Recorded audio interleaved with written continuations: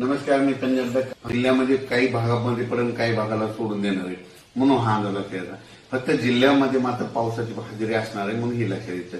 त्याच्यामध्ये सांगायचं झालं तर 24 आणि 25च्या दरम्यान म्हणजे धाराशिव लातूर जिल्ह्याकडे, त्याच्यानंतर परभणी जिल्ह्याकडे, त्याच्यानंतर नांदेड जिल्ह्याकडे या भागाकडे एक पाऊस असणार आहे. बीड जिल्ह्याकडे थोडाफार असणार आहे. म्हणजे सर्वदूर जिल्ह्यात पडणार नाही, फक्त काही भागामधून पडून जाईल म्हणून हा अंदाज लक्षात येतं.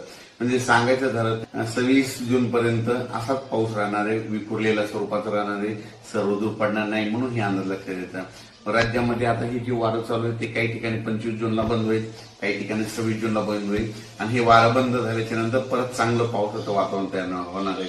पण राज्यात मध्ये आता सर्वदूरचा एवढा पाऊस नाही. फक्त म्हणजे सांगायचं झालं तर कोकणात मध्ये सातारा जिल्हा, सांगली कडला काही भाग, त्याच्यानंतर पुणे,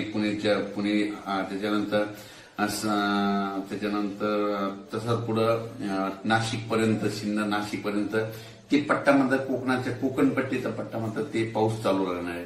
तिकडचा पाऊस काही कमी होणार नाही म्हणून हा अंदाज लक्षात येतं. आणि राज्यात मात्र उर्वरित भागामध्ये मात्र आणि 23 मध्ये हे विदर्भाच्या इकडल्या पट्ट्यातच पाऊस पडणार. परत एकदा सांगतो, म्हणजे जळगाव जिल्हा, संभाजीनगर, त्याच्यानंतर जालना, बुलढाणा, त्याच्यानंतर अकोला, अमरावती, वाशिम, हिंगोली, त्याच्यानंतर यवतमाळ, अकोला आणि हे नांदेडचा असा ह्या पट्ट्यामध्ये असा पाऊस पडणार. आणि परभणी जिल्ह्यात देखील थोडाफार प्रमाणात पडणार आहे. म्हणजे सर्वदूर पडणार नाही हे अंदाज लक्षात येतं. पण 23-24चा मात्र 23-24-25चा मात्र लातूर भागाकडे पाऊस असणार आहे. 23-24-25 लातूर जिल्हा, त्याच्यानंतर धाराशिव, त्याच्यानंतर नांदेड, परभणी, बीड ह्या भागामध्ये 23-24च्या दरम्यान पाऊस असणार आहे. सर्वदूर असा काही पाऊस नाही, फक्त जिल्ह्यामध्ये कुठेतरी अर्ध्या भागामध्ये येऊन जाईल म्हणून हा अंदाज लक्षात येतं. अचानक वातावरणात बदल झाला तर लगेच शेतकऱ्याला एक उद्या मेसेज दिला जाईल. धन्यवाद.